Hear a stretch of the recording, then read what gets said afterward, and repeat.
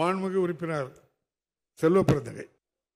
மாண்புமிகு பேரவைத் தலைவர் அவர்களே, நம்முடைய சமூக நலத்துறையில் காலை உணவு திட்டம், மதிய உணவு திட்டம், புதுமை பெண், தவப்புதல்வன், ஊட்டச்சத்து, விடியல் பயணம், இப்படி பல திட்டங்களை செம்மையாக செயல்பட்டு வருகிறது. இந்த தோழி இல்லம் உலகமே பாராட்டுகின்ற, இந்தியா ஒன்றிய அரசால் பாராட்டப்பட்ட ஒரு முன்னுதாரணமாக இருக்கின்ற தோழி இல்லத்தை அனைவரும் பாராட்டி வருகிறார்கள். அதுபோல் ஏதாவது புதிய திட்டங்கள் நீங்கள் அறிவிப்பதற்கு வாய்ப்பு இருக்கா என்பதை தாங்கள் வாயிலாக கேட்க. மாண்புமிகு அமைச்சர்கள். மாண்புமிகு பேரவைத் தலைவர் அவர்களே, புதிய திட்டங்களை பற்றியெல்லாம் நான் கூற இயலாது. அது நம்முடைய முதலமைச்சர் அவர்கள் கூறுவார்கள்.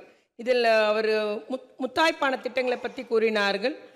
குறிப்பாக மீதி உள்ள அந்த முத்தாய்ப்பான திட்டங்களை நான் கூறலாம் என்று எண்ணுகிறேன். நம்முடைய பெண்களுக்காக சென்னையில் இளஞ்சிவப்பு ஆட்டோ திட்டம், அதில் அரசு 250 நபர்களுக்கு இளஞ்சிவப்பு ஆட்டோ அவர்களுக்கு பெண்களின் பாதுகாப்பு மற்றும் அந்த ஒரு பெண்களுக்கு ஒரு வேலைவாய்ப்பு என்ற ஒரு நோக்கத்தோடு ஏற்பாடு செய்து கொடுத்திருக்கிறது.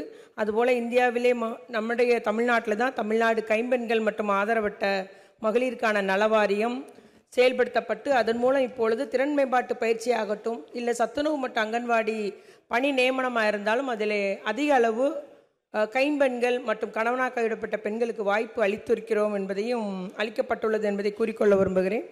அதுபோல் நம்முடைய அன்புச்சோலை திட்டங்கள் நீங்கள் அறிவீர்கள். அதில் மிகவும் மகிழ்ச்சியாக பகல் நேர பராமரிப்பு மையங்களில் முதியோர்கள் இப்பொழுது மாநகர பகுதி தொடங்கப்பட்டுள்ளது. அதன் விரிவாக்கம் செய்யப்பட வேண்டிய கோரிக்கையும் அரசிடம் தொடர்ச்சியாக வைக்கப்பட்டு வருகிறது என்பதையும் இங்கு கூறிக்கொள்ள விரும்புகிறேன். அதுபோல் திருநங்கைகள் இன்று முதலாக ஊர்காவல் படையிலே மதுரை, கோவை மற்றும் சென்னையிலே உள்ள பகுதிகளில் இன்னைக்கு பணியமர்த்தப்பட்டுள்ளார்கள். அவருடைய அந்த பணி சிறப்பாக அமைகிறது என்பதையும் நம்ம ஆய்வு செய்துள்ளோம் என்பதை கூறிக்கொள்ள விரும்புகிறேன். அதுபோல் அன்பு கரங்கள், இன்னும் தாய் தகப்பன் இல்லாத அல்லது ஏதோ ஒரு பெற்றோர் இருந்தாலும் பராமரிக்க இயலாத நிலையில் இருக்கும் எத்தனை குழந்தைகள்னாலும் நான் பராமரிப்பேன் என்று நம்முடைய முதலமைச்சர் அவர்கள் மாதம் 2000 ரூபாய் அந்த பாதுகாவலருக்கு வழங்குகிறார்கள். அந்த ஒரு திட்டமும் மிகவும் ஒரு வரவேற்பு பெற்ற திட்டமாக இருக்கிறது என்பதை கூறிக்கொண்டு, இவ்வாறு சமூக நலத்துறை பெண்கள், குழந்தைகள், திருநங்கைகள், மூத்த குடிமக்கள் நலன், அவருடைய பாதுகாப்பு, அவருடைய உரிமைக்கான சட்டங்களை செயல்படுத்துகிற துறையாக இருக்கிறது. அது நம்முடைய முதலமைச்சர் தளபதியாருடைய ஆட்சியிலே மிகவும் நல்ல முறையிலே எல்லா திட்டங்களும் சரி, சட்டங்களும் சரி செயல்படுத்தப்படுகிறது என்பதை கூறி அமர்கிறேன். நன்றி.